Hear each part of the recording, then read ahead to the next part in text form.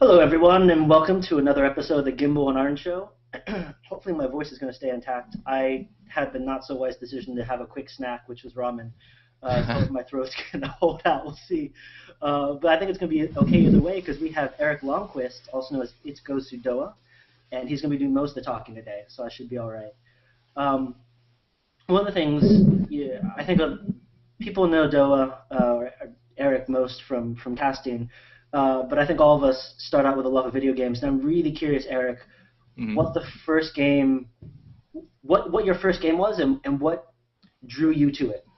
My first game. Do you mean like for competitive type stuff, or just game in general, like just first game? Just game in general. Yeah, just game in general. Wow. I think. Thanks, Josh. By the way, that was one of our producers here, Josh Shaw, walking in the background, helping me get the lighting a little bit better. What a great guy. But basically the first game I can remember playing, I guess, is probably going to be a game from one of the games that I played on Commodore 64 way back in the day, which I don't know, do any of you remember know what I'm talking about when I say Commodore 64?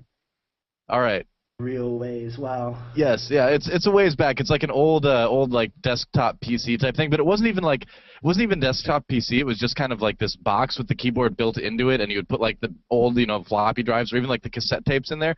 I'm gonna like show that I'm actually closer to 30 than a lot of casters out there, but that's just kind of how it is. So there was like a really awesome game called Blue Max on Commodore 64 that I remember probably more than anything for like the earliest game. It was like this plane game that you controlled with a joystick, and you could go like under bridges and like bomb things and shoot other planes, and it was fun. So that was probably one of the earliest ones, yeah. Did that sort of get you hooked on the gaming, or I mean, what about that? I'm just curious, sort of, what drew you to gaming? I don't know. I feel like it's always just kind of been natural for me to love video games. I mean, ever since like that first thing, I guess I have my other great love at the time, and still is drawing. I love to draw, and I love art and things like that. But ever since I can remember, I've just always loved playing video games. I don't know what it is. It just clicked with me. It's just like something I love to do. So I like pre-kindergarten, like probably age 3 or 4 and up. Basically, as soon as I was old enough to be allowed to like touch a keyboard, I was playing games, and even like when I was 5 or 6 years old, my dad would help us program games in QBasic for the Commodore 64. Oh, wow. So I was like programming all that, and we'd play like these little games that we made out of magazines, because at that time you could get like magazines that would have games you could program into your Commodore, and then we would get the games that way. And so a lot of the really, really early PC stuff like that, and then there was a Sega Classics collection that we got for a later computer at that point, or it might still have been a Commodore, but it had stuff like Shinobi and all that, and like the original Shinobi. And so yeah, I guess I've just kind of always loved video games right from the start. I used to well, kind of the funny thing is I didn't actually own a video game system other than like old computers myself until I saved up over a summer working on my friend's dad's farm in Wisconsin, and bought a Super Nintendo. Before that, my parents were like, well, we don't really see a need to like buy you video games. You've got miles of forest behind our house, you can play in, so you don't need video games. And so what I would do is I would actually, I remember this distinctly, I would actually challenge my friends at the video games that they owned. They'd talk about getting a new game or something like Contra for NES, and I'd be like, oh man, I can survive longer in Contra than you, no problem. And be like, no, you can't. And I'm like, yeah, I can. Let me come over and play it. I'll show you. And they'd be like, all right, come over. And I'd be like, yes. That's how I would like get to play all the console games when I was a kid. So I guess I kind of like I had to be competitive starting out even then, to be able to play at all. So I guess that's when the competitive side started. Is just I had to challenge my friends to get to play. So I enjoyed it. So that was cool. I wish I'd thought of that myself. That's a familiar tune to me. You've got miles of forest behind you, so go play outside, and you don't need a game. I should have thought about that with friends. That would have worked well. It works so well against little kids. They're also competitive, They're like, you can't beat me. Like I can, and I usually would too, for the record. So natural born talent. That's right. I have to cover this can of pop while I drink it. So you can tell I'm from the Midwest because I called it pop instead of soda. Yes. Everyone hates it here when I do that. It's just a bit I don't know. It's just a bit unusual. If you're not from the West or you don't have friends in the West, you sort of turn your head the first couple times you hear it.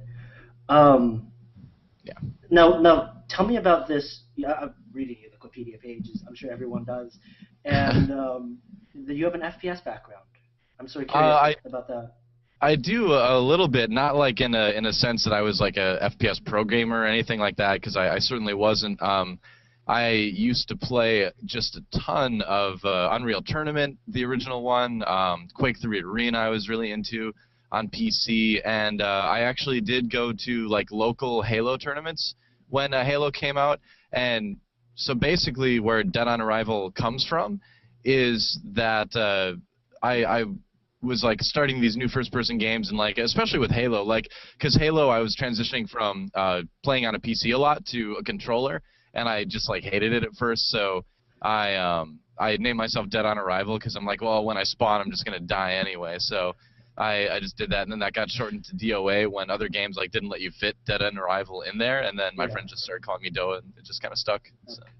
Huh. So you're playing. It sounds like you've been a lover of all video games, and that sounds like it includes RTS. I mean, yes. In the past. Okay, so I'm curious where Starcraft came from. Oh, well, basically with RTSs, I think I'm trying to remember if the first RTS that I played was the original Warcraft or Command and Conquer Red Alert, which I think was Command and Conquer 2.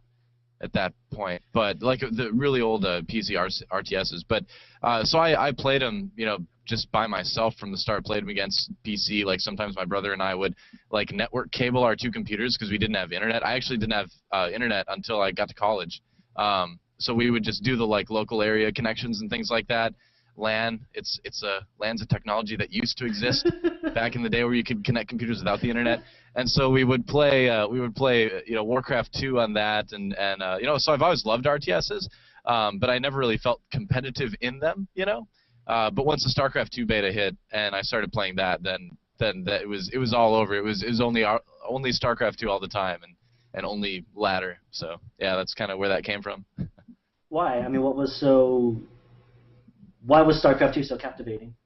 I think probably one of the reasons why it was because it was very hard to get good at, you know? And I mean, I was never very good at Brood War or anything like that. I played in college a ton with friends and stuff like that. We do free-for-alls and 1v1 and all that, but I was never, you know, very good at it at all. So with StarCraft 2, I with the ladder, you know, you can play against anybody, and I wanted to be good, so I started looking at builds and stuff. And so the more I got into it, the more I realized how hard it would be to actually become good at StarCraft. And I mean, keep in mind through all this, I didn't know that there was this big Brood War pro scene or anything like that. All I knew with Brood War was just my friends and I playing it. And, you know, we'd been playing it for like, you know, 10 years until it came out at that point all the time. But we just, I don't know, we lived in Minnesota and never knew there was a pro scene. So with StarCraft 2, it was just, I just loved how hard it was, I guess, and I'd never played a video game where, in order to be truly competitive, it was that hard. I feel like every other game I played, you know, I played a lot of fighting games back in the day too. I like lived in the arcade at our local mall for a long time. Not like literally lived there, but figuratively lived there. If I had actually lived there, then that'd be a different story. But so I played all these other games, and I was good at them. I was usually like the best out of our group of friends and all that, which is kind of like big fish in a small pond, of course. But you know, StarCraft 2 is the first game where it was really, really hard to get anywhere close to being able to beat, you know, people that were pretty good at it, and I love that, and that never goes away. I feel like no matter how good you get at StarCraft 2 or StarCraft 1, there's always going to be something to improve on, you know, and that's kind of cool that I never have to worry about like running out of things to get better at with StarCraft 2.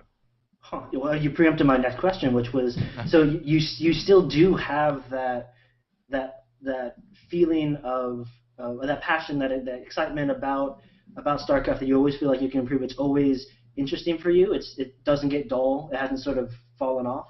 Yeah, it really hasn't. I think I've got a bit of an advantage in terms of enjoying the game more, being a caster, honestly, because I don't have that pressure that pro players feel to win, you know?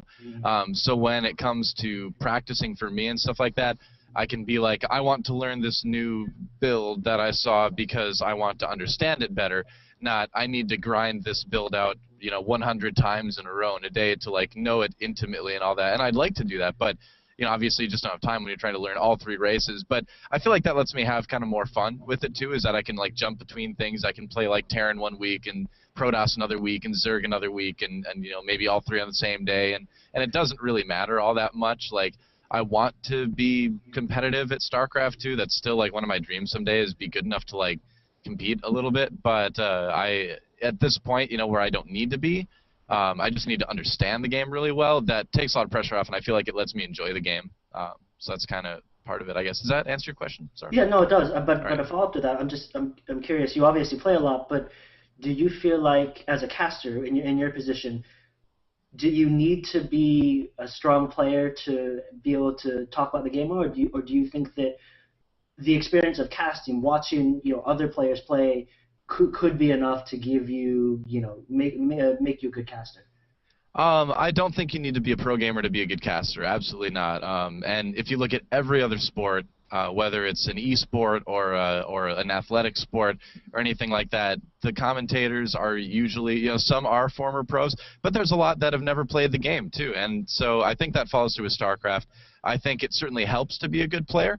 I think that if you can take the talents that a caster needs, like having the voice and the ability to continue on a rational train of thought and work with your co-caster and have all those things that make a good commentator. If you're a great player, that's only going to add to that too. But it kind of depends too on what role you want to fulfill as a commentator as well. So for instance, when I first started out, I just planned on being play-by-play. I'm like, I don't have time to learn the game at that high level. I'm not going to try to analyze or anything like that. I'm just going to call the game and have fun with it. And so that's kind of how I started out as. And I think that's one of the most important things, is never try to pretend that you're better at the game than you are, and never try to pretend that you understand more than you actually do as well. And, you know, so I started out as play-by-play, didn't try to analyze or anything like that, and just tried to kind of over time build things up. And the nice thing is that now that I'm able to do it as a profession, now that I'm able to be a full-time commentator, I can spend the time that I think you would need to be an analyst, and you know, do that as well. I'm still, I don't know if I'll ever like be a top analyst in StarCraft 2, but I do want to be an analytical commentator, and I put a ton of work in every day to understand the game better, which doesn't include as much playing as I wish it did right now. That's just kind of, you know, the way it is right with my job at the moment. I can't play as much as I used to be able to, like at GOM TV, for instance. But I still spend a lot of time, you know, breaking down replays, analyzing things. I have my show, Build Order Breakdown, that I kind of use as an excuse to kind of do some of that and take part of my time and my day to really like let myself dig into a replay. I do that other times a day, but there's so much going on at IPL that I don't have a lot of time for it as much as I'd like. So that does hurt it. But basically, just to kind of get back to your question, I feel like it always helps to be good at the game, and I feel like every commentator, if they want to be a commentator for a certain game, should always make it a priority to play as much as possible, because you can only learn so much from replays. You can be like, yeah, I know that this build hits at this minute mark, and you know, if he like misses this gas, if it's 30 seconds late, this is going to delay this or whatever. You know, I mean, people can have that brain knowledge that they can talk about during the cast, but you really, in order to, it always helps to be able to be like, I've been in that situation, and you can bring through the feelings of being in that situation as a player to the viewer as well. So that's why, you know, even though I don't think you need to be able to go and like take a game off Marine King to be like a good analysis commentator or anything like that, the closer you can get to that level, no matter how you do it, is going to make you a better commentator as well. But I don't think it's necessary. Real quick, I just want to let everyone know that if you have questions, go ahead and put them in chat, and we'll do our best to get them asked towards the end of the first half here. Also, if I suddenly cut out and disappear completely, it's because this line of storms here are getting pretty bad. So in that case, we'll just talk to Erik about rescheduling. I'm hoping it's going to be fine, but it's looking. I hope so too. It's a little iffy. Where are you located again? Central Virginia. Oh, okay, all right. Being a former Midwesterner myself, I know how dramatic storms can be sometimes. I've seen tornadoes, and I saw hail this big once. I'm not even kidding, like grapefruit size. That's crazy. I hope I don't see that. I'm hoping we don't have hail that big. I hope not we'll too. See. I think that's a bit too intense for me. Well, there's so many questions I want to ask you. I love it because whenever I do interviews like this, especially with someone as much experience as you have, I have this whole list of questions, but new ones keep popping up. So we'll try to get to a couple of them, and then we'll move on. Sure. One of them is I just realized that we talk about this all the time, and by us, I mean the community talks about the difference between an analytical caster and a shot caster. And I'm curious, from doing the work that you do you see them as are those the only positions a caster can be in? Are there other positions that you see casters filling? Other roles that casters take? I think in terms of that, in terms of between analytical and or as I like to use the terms that they use in Korea, where you have your caster and your commentator. The caster is play-by-play. The commentator is the analysis role, or the color commentary, you would call it in other sports and things like that. Right. But and I think just in terms of like historical sports broadcasting, if you go back through time and look at how they did it throughout the years, the tried and true method is to have one play-by-play guy, one hype guy, and then another guy that breaks down the game that you're watching and helps you understand it better. And I think there's certainly room for, other sort of halfway roles, or like maybe two of one and one of the other. The Koreans all the time have 3 broadcasters with their stuff. With that, though, when they do it, one of them seems to be kind of more the host role than anything, does a lot of the introducing, seems like they focus more on like the player background stuff, and admittedly I haven't talked as much as I would have liked to the Korean commentators to kind of understand the 3 roles that they have rather than the 2 that's common in Western commentating. But I think the tried and true way that people are doing it in the West, analysis and play-by-play, is perfectly fine, and I mean there's room for that in the future, but the way they're doing it is okay. But one of the things I actually did quite a bit was study kind of how the Korean commentators do the game and how they present the players and what is happening as well, and I try to emulate that. Well, I'm so curious because you mentioned sports now, sports casters and commentators. You also mentioned the Koreans. Are those your 2 main sources of inspiration that you look for in sort of trying to model your own? Well, yeah, I mean, the 2 things that I look for, well, 3 things actually that I use as a resource to kind of say, what should I be doing in this role as a caster? Well, let me, find an example and figure it out. There's 3 things there. One is just straight up sports broadcasting. So I look at, American football, baseball, basketball. I encourage any commentator out there that wants to get bigger to read books on sports commentating. Doesn't need to be about esports. It's still pertinent information to that career, if they want to go into it. Another thing I look to is the Korean commentators, and like I mentioned earlier, how they present their information. I've talked, so much about this with Mr. Che from the GSL. Just done a lot of discussions with him on Skype and in person, all that, about how Western commentators can kind of go towards that. And the reason that I put emphasis on that is because they've just been doing it for a lot longer. They've been doing esports commentary for a decade. So instead of trying to reinvent the wheel with Western commentating, I want to look at what they're doing and see what works, and then see what of that I can bring over to the Western style. Because there are differences culturally in the way that the Korean broadcast goes that the Western broadcast, I think, would have a hard time doing, and if they would, it would be awkward.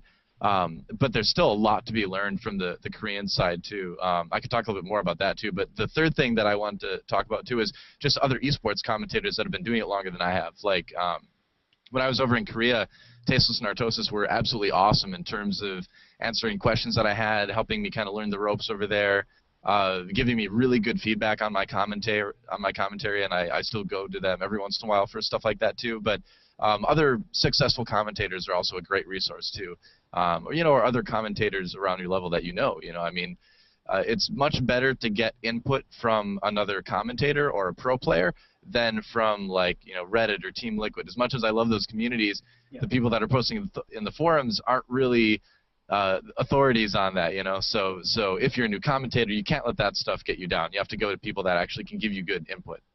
Well, can you give me an example of, say you're talking with Kevin, or you're talking with Tasteless or Artosis, and you're looking for that feedback? What are the kinds of things they're going to point out or reference?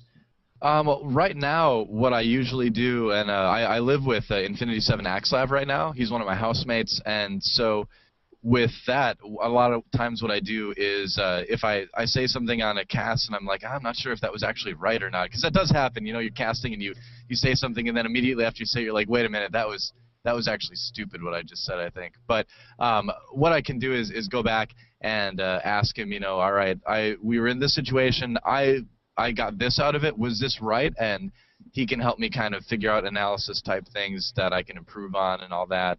As far as like just presenting myself for like a commentator sort of thing, casters like Total Biscuit, Kevin obviously are really good with the voice side of things too. I hate to like sound like I'm bragging or something, but I consider myself pretty good as far as the voice side of things go for commentating as well. Yeah, so I've advised other people, you know, who try to get into it on that side of things too. So yeah, I mean, there's a lot of different commentators are very valuable in different areas in terms of giving feedback. I know we have a couple, at least in d-esports, we've got a couple commentators that are up and coming, and I think one of the questions that they'll ask, I haven't asked it yet, but I think we'll see it, is, you know, as someone who's established now yourself, what advice do you have, and it sounds like you've already talked a little bit about it, but what advice do you have in improving for casters and getting that feedback? Do you need, you know, the people you're talking about now is yourself getting feedback from, you're someone who's established going to someone else who's established getting feedback, but what do you do when you're a little guy who's looking for you know, if you're someone who's just getting started and you want feedback on your casting, then I think in that case, if you're just getting started, it's okay to put something out there for like TL or Reddit or something like that, you know, just to get that kind of initial input, because at that point that can be helpful. You have to be ready to, you know, take some criticism too, but you know, at that point that's okay. Otherwise, you know, I would say don't be afraid to send a PM to a commentator that is more established. They might not always have time, but I know for myself, I do get messages on Team Liquid all the time from people that are starting out and want some input, and I try to get back to all of them that I can too. So a lot of commentators out there are, you know, interested in helping other people come up too. So don't be afraid to try that. I mean, the worst that'll happen is they just won't have time and won't respond to you. You know, nobody's going to be mean to you about it. But that's a good resource too. But I think one really good thing is if you can have a group of commentators that are kind of starting out and then sort of feed off of each other and help each other sort of grow. I think it's kind of works in the same way as like a Starcraft 2 clan. You know, you can be players that want to come up and be competitive, and you're practicing together and giving each other feedback. It's the same thing with commentating. You can kind of practice in the same way almost. I realized through all of this, also, I'm sorry guys, if you have questions, go ahead and put them in chat.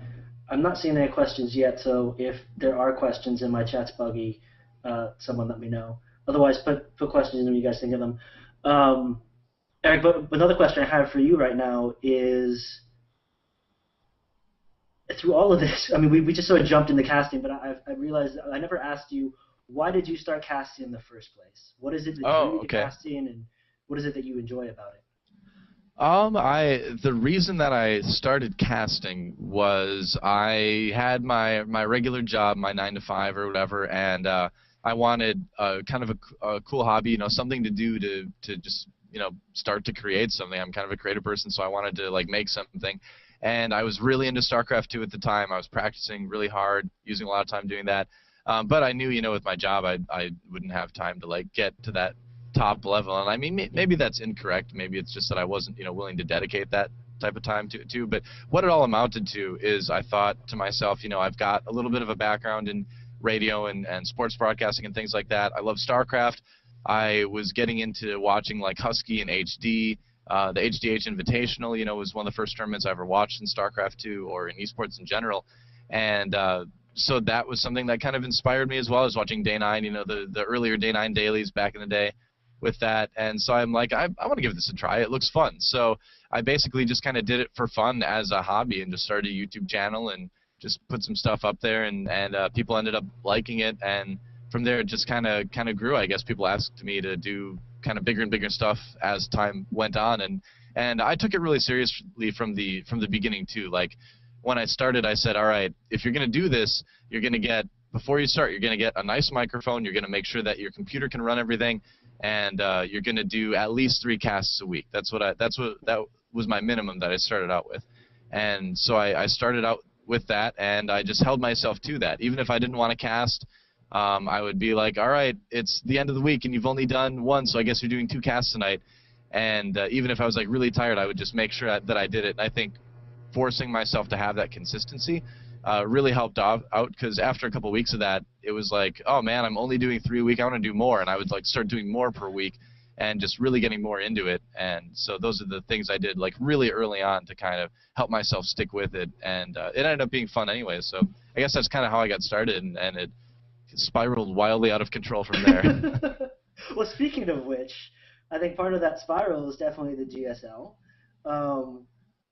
And I got to know, for my own personal benefit, I'm really curious as well as jealous, what's it like to be to do a casting GSL, to be that guide, for the entire foreign community?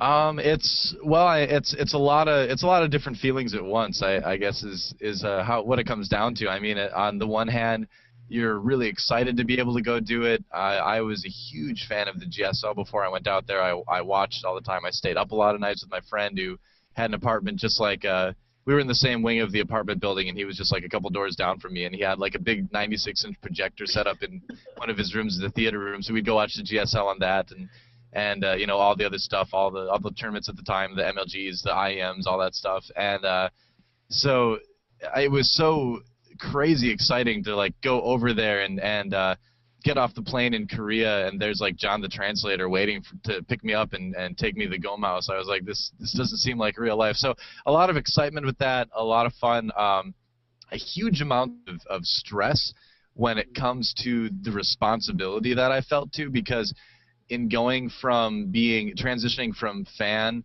to coworker essentially, or to employee of the GSL, I felt like I knew how much I enjoyed it, and I wanted to make sure that the people that were watching me, kept enjoying it as much as I did. And that's a ton of pressure. Like the first cast that I did, I was so nervous, but I'm pretty comfortable speaking in front of people and things like that anyway, so the nervousness part of it went away, and from then on it was just kind of constant pressure to improve and make sure that like the product I was putting out there was going to be good enough for the fans. And I guess I just kind of it's I mean, there's like the old phrase, treat others like you want to be treated. I mean, Yeah. I want to cast for others how I would want people to cast for me watching it. I want to make sure that I'm putting out a good product. So that pressure is always there, but it's kind of like they say there's like negative stress and positive stress. So while that is a lot of stress, it's like positive stress. It's inspiring. So that feeling was definitely there. And so it was mostly just that, like huge amounts of excitement combined with huge amounts of pressure and stress. And the transition to living in a foreign country was something that I was worried about. But once I got over there, I realized that there was nothing to worry about, because Korea is an amazing country, and it's so easy to live there as a foreigner. It's so much fun. That's basically it. I kind of ramble with my answers, but hopefully I'm answering your questions. It's a nice feature of casters. It's true. This is what you get when you interview someone who talks for a living. Yes. Yeah. I'm not complaining at all. Well, I'm curious if that pressure that pressure you felt in the GSL, did that carry over in the same way into IPL when you went to IPL? It did. I don't know if it did to a certain extent. And when I say with pressure, there's kind of those two types of pressure. One is just like the straight up nervousness of doing the broadcast, and I definitely didn't feel as much going to the IPL as I did going to the GSL. And that's not saying that the IPL, I didn't feel like the IPL was as big or something like that. Because it is big. It's a big Western esports organization. But I think at that point I had just been doing it so long that it didn't really matter, what camera I was looking into, where, the job was still the same. It was still commentating, with my co-caster next to me, and that's it. So the nervousness of doing the cast was gone, but certainly the pressure to put out a good product is still there 100%. That's never diminished. I mean, if there ever comes a time where I don't feel that pressure to put out something good, where I stop caring, then that's going to be the day when I quit, move on to something else. And thankfully, because I love doing this, I haven't felt any sort of diminishing in that nature. So looking back on IPO, GSL, and pre-professional, what's been the most memorable cast for you and why? What happened?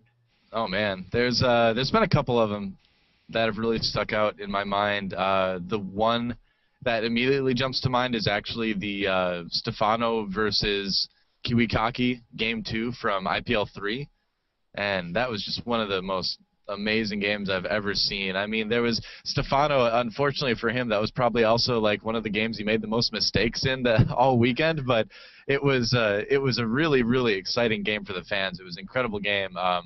And so that one always jumps out. You know, Kevin and I had a great time casting that. Another one that pops out is there's two more that I really remember well, and one of them is Boxer versus Avenge Game 3. That's the famous game with the nuke's gonna land on his army ending. That was crazy because I mean when I got into Starcraft 2, I realized that there was this huge rich history in Brood War as well. So I went back and since I learned about that, I've watched a ton of Brood War games, learned about the Brood War pros and all that. And so I knew what a big deal it was to be able to commentate Slayer's Boxer. So even though I could never match the excitement of Mole Trap in that regard, it was pretty exciting for us too. And nobody wanted Boxer to get knocked out of Code A, of course. And it went to Game 3, and it was kind of a close game on Terminus. And then, of course, Mole Trap freaking out at the end, and I had no idea even what he was saying at the time because I couldn't understand him. I didn't know that's what he said until I went back and watched that video people made of it later. But it was just incredibly exciting. The other game that jumps to mind is in, I think it was the GSTL2 finals, where it was Slayer's MMA versus MVP Dongregu on Metalopolis, and just ended up being a crazy close game where MMA came back and won it. And I just remember going nuts during that game as well. So those three kind of stand out in my mind. I'm sure there are plenty of other ones, but those are three that immediately pop into my brain. All right, so I asked you about the best moments. I think I also got to ask you about the worst. What's the most embarrassing moment you had on screen? Oh man, what happened? I know there's some. Let's see. Oh, probably the most recent one was when I was on stage with MC, and he had just left OGS, but I still called him OGS MC with him sitting right next to me. He's like, I'm SK now, and I'm like, oh great, and I look out and there's thousands of people sitting in front of me. I'm like, oh, this is a great start to this cast, isn't it? So that felt awesome. Actually, one of the ones that always stands out is the first pro gamer interview I ever did back when I was casting for there was this little organization called the Rush Network way back in the day, and I interviewed Kawhi Rice. And I was super nervous because it was my first pro gamer interview, and I had never talked to a pro gamer before and all that. And I called him Kiwikaki accidentally twice during the interview. And he rolled with it, and I didn't even realize I did it until I watched the interview back later. I didn't even notice because he didn't say anything, and I felt like the hugest idiot. And I've apologized to him in person several times for that since then. Other than that, I don't know. I do embarrassing things all the time. It's par for the course for me. I mess up my words like any other caster does. So I'm sure there's other stuff out there, but those are the two that spring to mind right now. I'm sure there's more to come too, so stay tuned. Yeah.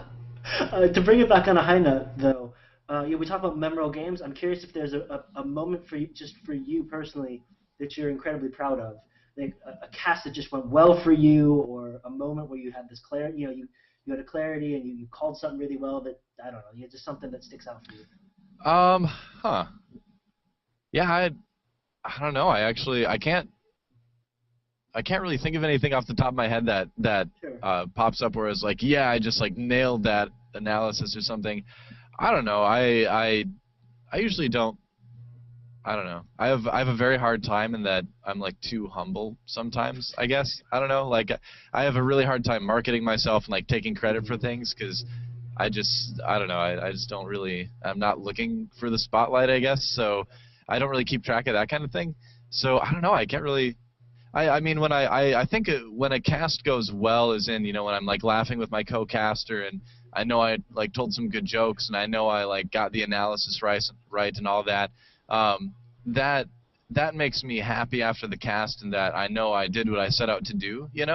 I'm not gonna pat myself on the back for it too much or anything like that, because I feel like even if I have a a really good cast where I'm like satisfied with it and happy with it, a lot of me feels like, well, good, that's how it should be. That's how every cast should be. You should have that feeling coming away from it. And so maybe I'm just like too critical of myself or something like that. But I don't know. I feel like if a cast goes really well, that's like how it should be. That's the only way I'll be satisfied, I guess. So nothing ever really stands out as being like, oh, I did such an amazing job.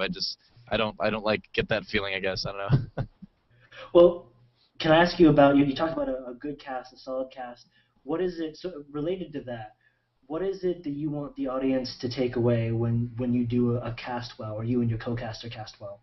I think the thing that I hope that the audience takes away the most when I cast is I hope that they become a bigger fan of one of the two players that plays. Whether it's the winner or the loser, my primary goal is to make sure that they appreciate the players that are playing the game.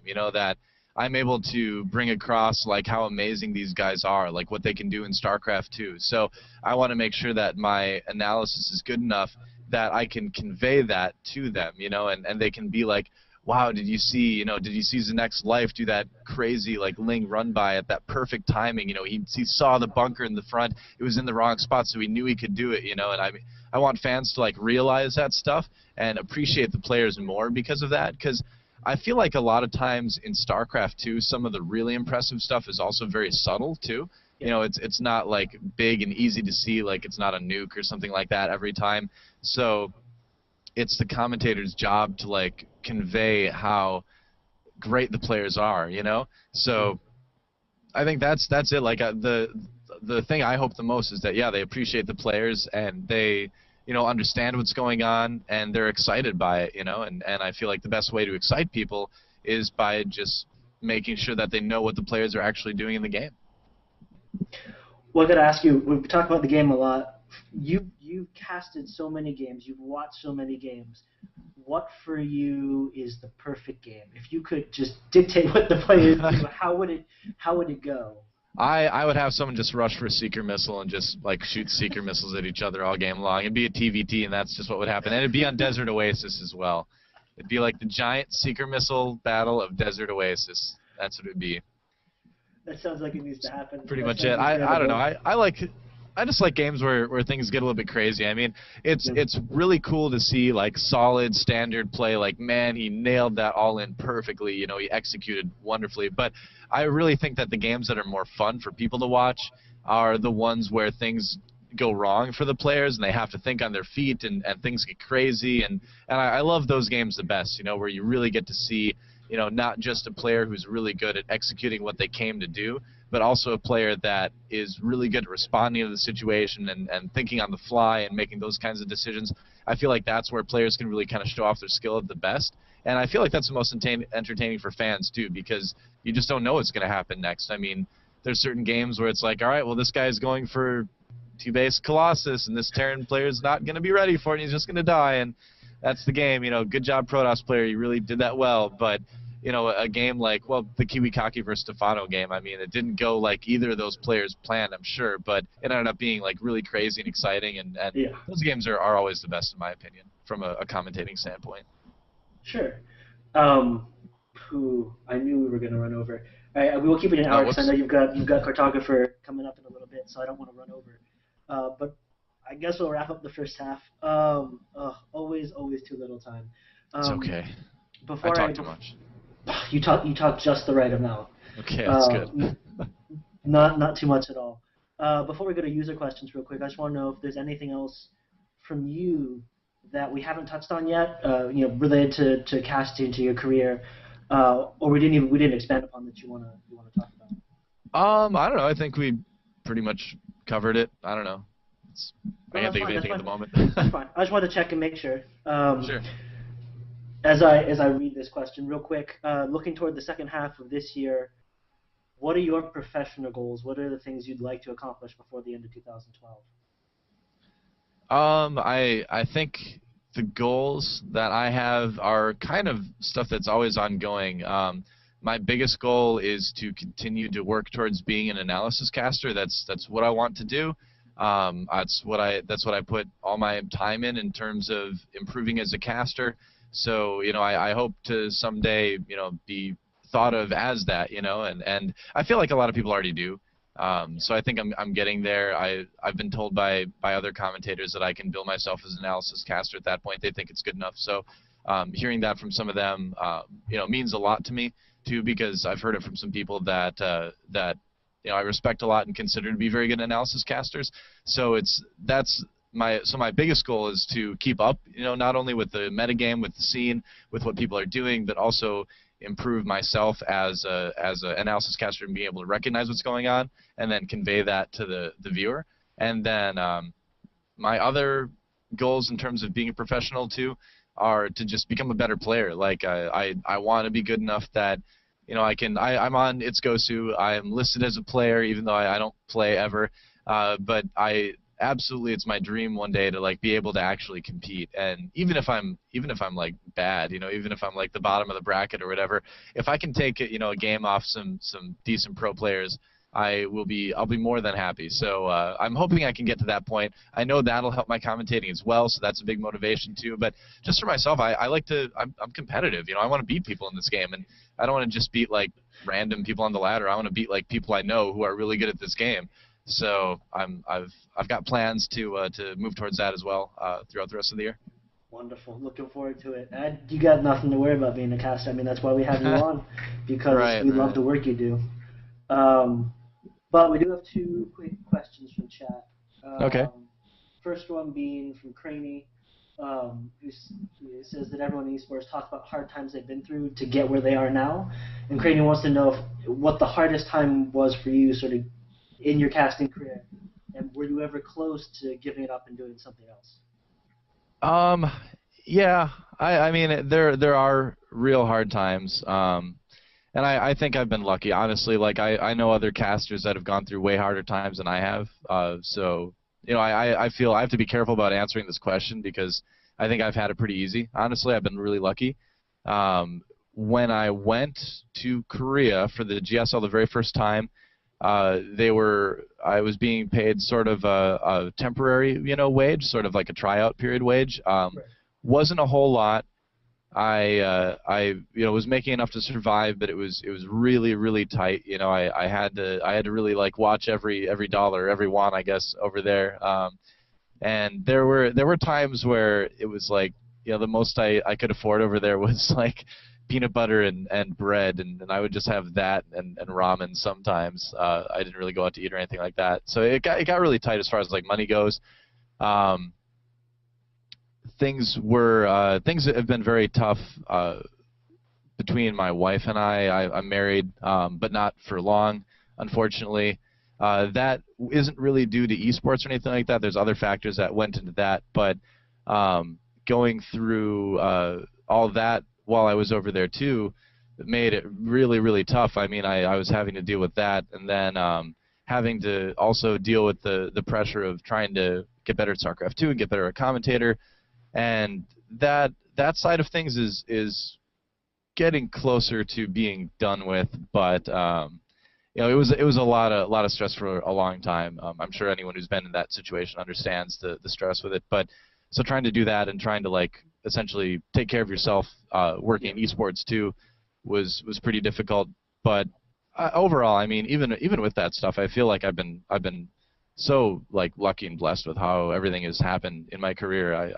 I'm nothing but thankful for the opportunities that I've had. So yeah, there have been hard parts, but I feel like it's been pretty good all the way through.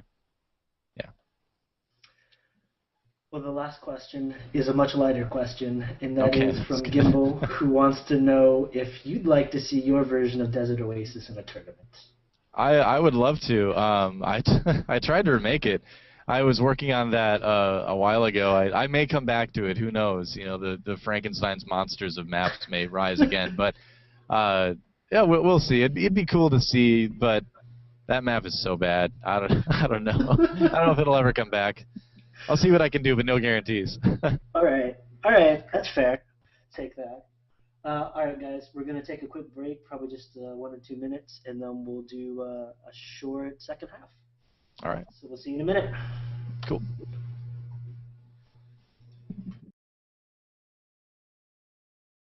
later. Hi guys, so we're back for the second half. I was in the middle of telling Eric about our interview a couple weeks ago. We were just talking about sort of skill and ladder and all that, and I just remembered our guest a few weeks ago was talking about how one of the conclusions they come to in their study of expertise in Starcraft, of skill in Starcraft, looking across leagues, is that they're seeing certain skills are really important at certain levels of skill, certain levels of play. So that certain skills, correlation, like from bronze to gold, certain actions seem to correlate more with what league you're in than between silver or diamond. That was really interesting. But the other thing they were talking about is, Eric, what you just mentioned, they were thinking focus practice is really going to be much more important. That you pick a certain focus on a very single thing and you do that over and over and over again, as opposed to laddering where you're up against everything. So that was just interesting. But anyway, second half of the show, where we want to talk about Erik instead of Erik the caster instead of Doa. You've mentioned a couple big things. A couple big things we'll touch on briefly, and then at some point we're going to get you back to talk about it more. I don't know when, but we will.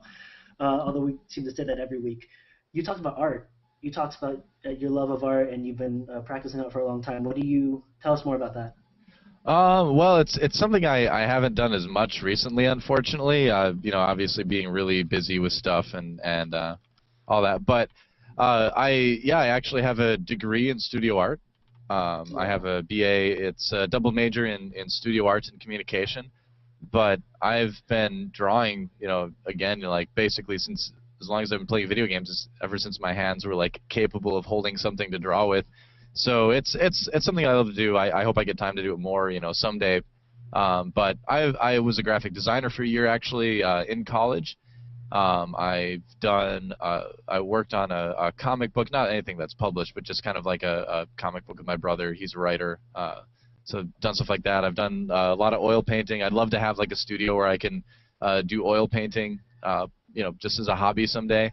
So yeah, I don't know. I like art. I love going to art museums and things like that. I went to Italy to see art there. I was actually just down yesterday actually at one of the missions here in California, Mission San Juan Bautista, yeah, which is a little bit south of San Jose, about an hour away. So really cool, like church art and everything is really neat because you go back to like the 1700s, the Renaissance, stuff like that. I love that kind of art. So I don't know. It's just that's something else I'm into, I guess. No, that's really cool. What's your do you have a preferred subject when you do get a chance to paint or to draw? Yeah, I'm a nerd, so I'm interested in drawing video game art and fantasy stuff. I did oil paintings that were based on some of R.A. Salvatore's Drizzt novels. So I did some of those in college. I did a Lord of the Rings landscape once involving Edoras, from the second movie, the Horse Lord town or whatever. And I don't know, I learned figure drawing by drawing Mortal Kombat characters endlessly in like 6th grade. So yeah, I've always been, drawing video games and fantasy stuff and all that. And that's what I would definitely do again. I think it's just fun. There isn't any chance we're going to see you do some work and have it be part of the IPL, is there? Like a splash screen or a... Actually, the funny thing is a lot of the splash screens and a good amount of some of the graphics that have been in like some of the lesser tournaments I've actually done. So you've probably already seen a lot of the graphic design stuff I've done at IPL. I'm going to go back and find them now. I do a lot of Photoshop stuff. If it's a motion graphic, I didn't work on it, but if it's like just a stock like standard non-motion Photoshop type of thing, I did a lot of those. So yeah, it's actually I spent a lot of time here working on graphics. Or I did for a while. Huh, that's wonderful. Well, the other thing I really want to ask about real quick is you mentioned majoring in communications. You also mentioned your radio and sports broadcasting background. I was wondering if you could talk a little more about that. Yeah, for that's kind of two different things. Like I didn't do sports broadcasting. I did news and weather for a radio station in rural Minnesota, and then the sports side of it was that I was involved in a broadcast for a state university hockey team that was done through Charter Communications in the Midwest, and then we worked with people like Fox Sports North and then ESPNU And so I ran camera for 3 years for that, and then I also did a lot of graphics again, work behind the scenes. So that side of things was good in terms of being able to bring some of that knowledge into the production side of esports. So that was also another thing that I've been trying to give input in, wherever I go is kind of the experiences I've had with that too. The radio stuff was more just kind of like for my own voice and things like that, like fine-tuning that and everything. But the production side, with the hockey broadcast at the university that they did, it was just phenomenal. I mean, they ran it like a real, like ESPN sports broadcast. That I was Bethany Lutheran College is where I went in Mankato, Minnesota. It's actually one of the top schools for sports broadcasting stuff. They've got an amazing program. It's such a tiny school too. I mean, you get I sound like I'm pitching my college now, but they did a great job. I learned a ton when I was there, and a lot of it's been useful up to this point in my career too. Fantastic.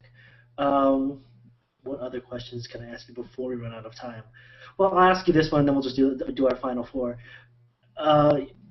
Since you're so busy and constantly working, is there anything a hobby activity that you'd like to try or do but haven't had a chance yet? It's a good question. I haven't had much time to think about that sort of thing. I guess my other hobbies are just playing video games that aren't Starcraft 2 right now. Although I have started to skateboard a little bit more again, finally. I used to just do nothing but skateboarding in high school. Actually, in high school was probably the least I ever played video games. I played a lot, but I did a lot more playing guitar and in a band and skateboarding. So I'd love to get back into skateboarding a little bit more. Maybe not like all the tricks I was doing back then, but I don't think my ankles could take that anymore. I don't want to tear anything else.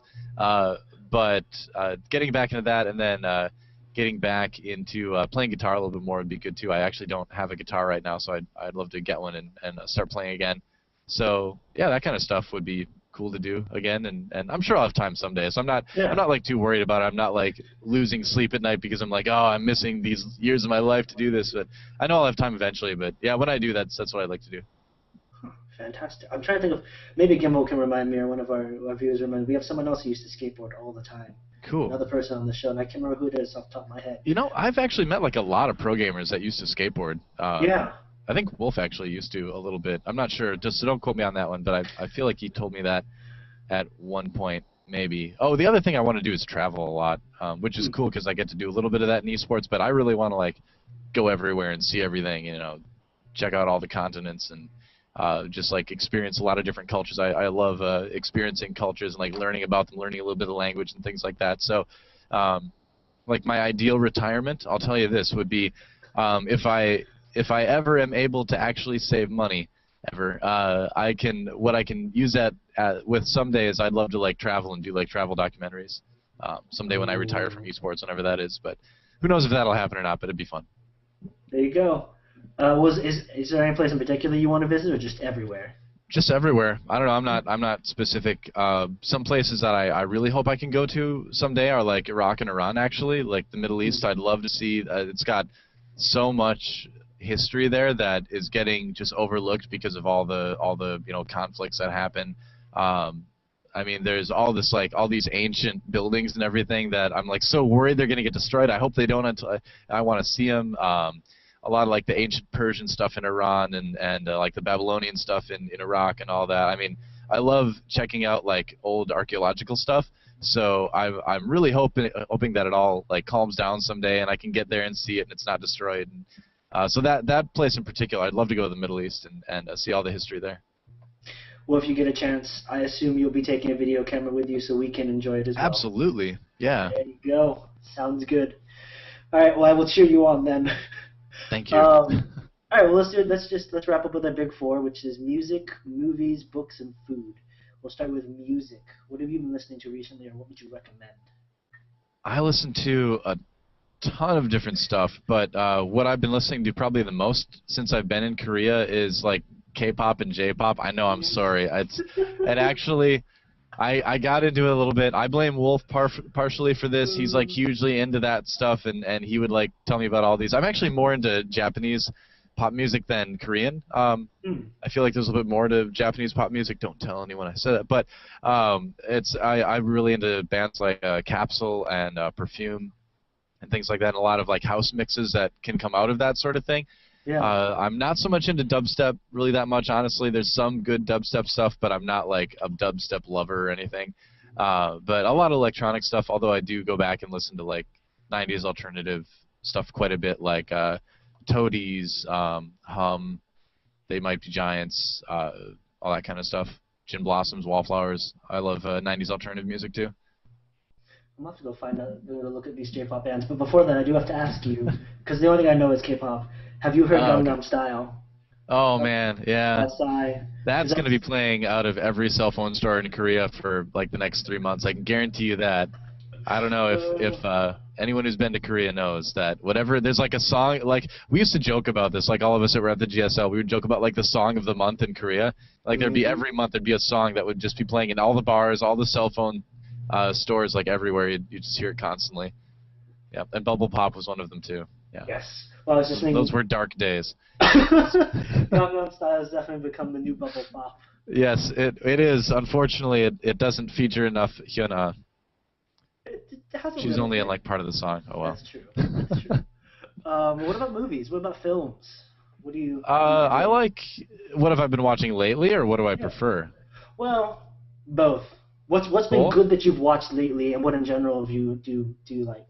I generally tend to like sci-fi fantasy. I'm not so much into drama and you know, realistic stuff because I don't know, like there's enough like drama in my real life already. I don't need to watch movies about other people's dramas. I'd rather watch movies about dragons and robots and stuff. So that's what I kind of tend to lean towards. I just saw Dark Knight Rises, which I thought was it was good. It was good. It was a good end to the series. I'll just leave it at that. I don't want to say anything spoilery.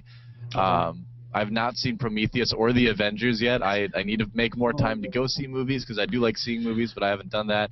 So that's the kind of thing I like. But I also really love terrible movies too. I love.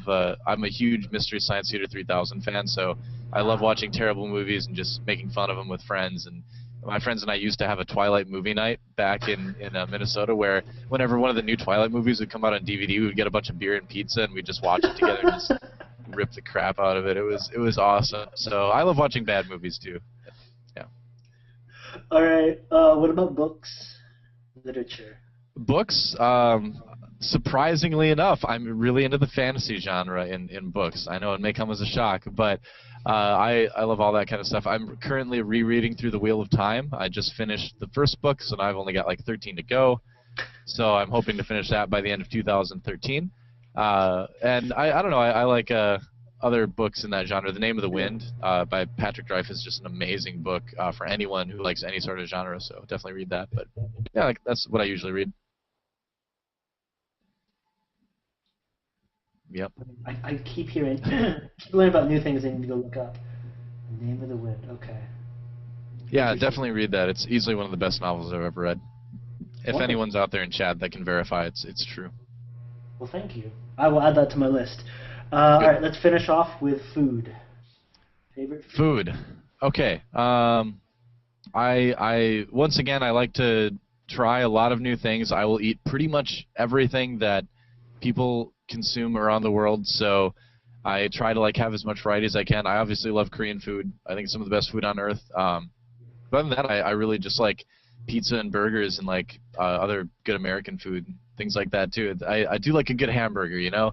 No mayo. I pass on the mayo, but if it's just meat and vegetables, that's like the perfect burger to me. I don't know. I just love that kind of thing. But I can't wait to eventually get back to Korea at some point and eat Korean food again, because there's some good places in America, especially in California. But it'd be cool to visit and have some real like legit Korean food at some point. But yeah, when I was over there, I just like tried to try everything they had, and I did pretty much. Did you have? Are you a fan of seafood then? Oh yeah, for sure. Yep. Yeah, I love crab and kimchi or I should say, I wanted to say seaweed, which is gim in Korean, but I started saying that and it just turned it into kimchi. But I do like kimchi as well, so that works out. Yeah. Did you try the chopped up live, I think, octopus? Is it? That was only one of the things I didn't get to try. I might have a bit of a hard time eating that just because I don't like the idea of how they kill the octopus.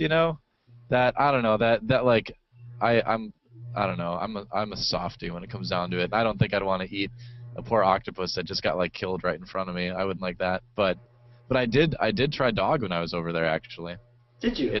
I did. It's not served on any main streets or anything like that over there anymore because they know that it can be like offensive to foreigners and things like that come over. But there's still a breed of dog that's basically raised in Korea for its meat. So there are still places that serve it. It's for the impression that I got when I was over there was that it was more for like elderly people that grew up being used to eating it, and then young people that kind of want to have sort of like a little bit of an exciting meal sort of thing. It's not like eating a whole lot anymore, just because the feeling towards dogs in general is that they're more pets than food now anyway. And I mean, people like have this impression that when like someone gets tired of the family dog over there, they just like throw them in the stew pot or something like that. But no, it's like a very specific breed, just like cows and pigs. It's raised for its meat. Like nobody's eating poodles or anything. But I thought it was pretty good. I thought it was pretty good. I'd have it again. And so that was probably the most unique thing I had when I was over there. What was it? I mean, aside from the whole, it tastes like chicken. Is there anything? Does it remind you of any other type of meat? It was kind of like I had it steamed, and it sort of reminded me of like lamb a little bit, only with the consistency of beef. Sort of is what I would describe it as. Yeah. Interesting. And did you have it with was it just the meat and some rice, or was it with a bunch of other stuff, or? It was like just steamed on this big plate, sort of like Korean barbecue style almost, only it was like steamed, and then you would just mix it with whatever sauces and vegetables that they had at the table to mix it with, like rice if you wanted to too. Yeah. So I feel like I got a pretty good indication of what it tastes like. Interesting. Huh. Yeah. That's one of the things I haven't had a chance to try yet. Not sure I will, but it's I don't know. It's one of those things where it's a little bit awkward, I mean, from a Western culture, it's a little bit weird. But I had, like I said, I love to try like pretty much everything when it comes to food, so I had to give it a shot. Sticking to your guns. I can't argue with that. Last question before we do shout-outs real quick is Gimbal wants to know, are you a fan of The Room?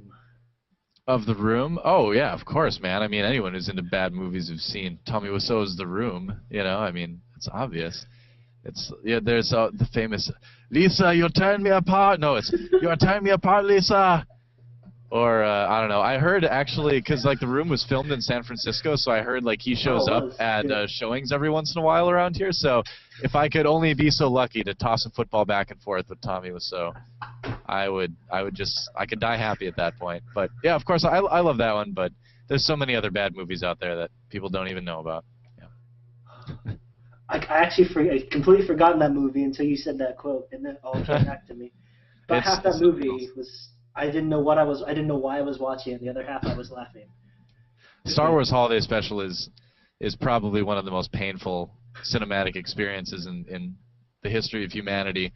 Like Schindler's List was awkward, but the Star Wars Holiday Special, man, that was a downer. I guess I'll avoid it then, or wait for friends. No, anyone who's a fan of Star Wars needs to watch it. You have to. I don't know. It sounds bad. You can't call yourself a true fan of Star Wars unless you've seen it. I made Wolf and John the Translator watch it when I was in Korea, and that did diminish our friendship a little bit, but I had to do it, I care too much about their Star Wars fandom. All right, maybe I'll do it. I'll try and brave it. I got to be called a true Star Wars fan. Shout-outs, though. Shout-outs to IPL for giving me an awesome job here. It's a lot of fun. There's a ton of awesome stuff coming from in the future. You guys have no idea, IPL. It's so cool. Shout-outs as well to my team, It's Gosu, and our sponsors. And if I can remember them, I will try. I'll try very hard. Our sponsors are Razer Max Integration, and NOS Energy Drink, right? That's right. And if there are any more, I profoundly apologize. I don't have to do sponsor shoutouts too often. So, yeah, thanks to them. Thanks to all the casters that have given me tips along the way, and thanks to the fans who watch my stuff. I hope you keep watching. I guarantee you I will improve. And thanks to the players for putting on great games. Thanks for you for the interview, man. It's been great. It's been a lot of fun. Thank you. It's been, just as a way of closing, we watch you every week, and it's really nice to have a chance to and enjoy it, obviously. But it's really nice to have a chance to sit down and talk with you, and sort of learn about the man behind the behind the ID, learn about Erik as opposed to just Noah. An incredibly interesting person. We're going to get you back. I don't know when. Maybe by the time you go out for retirement and you're going to do a documentary, we'll finally be able to get you back, or maybe even before that. Sure, anytime, man. We'll chat with you again and catch up with you, and hopefully have a chance to actually ask you a little bit more about yourself, because sure. you've done so much. I mean, that's where we spend most of our time naturally. But thank you again for volunteering to join us. It's been a pleasure. Well, thank you. All right, guys. I'm trying to think about next week. Next week, right now, we have 3 guests tentatively lined up, and we'll let everyone know as soon as we get those cemented down. But it looks like right now we probably have 2 players and a commentator. We're trying to start doing double guests, so we're going to keep working on that. And the show will be changing format slightly. We're going to also try and branch out to other games, other genres. Fighting game community, to EVE, to League of Legends, to Heroes of New Earth, doing all of those shooters. Really try and create not just communication within scenes, but also communication between scenes. So that's something in the future that we're going to do in the next 2-3 weeks here. But thank you guys for tuning in, and we'll catch you next week.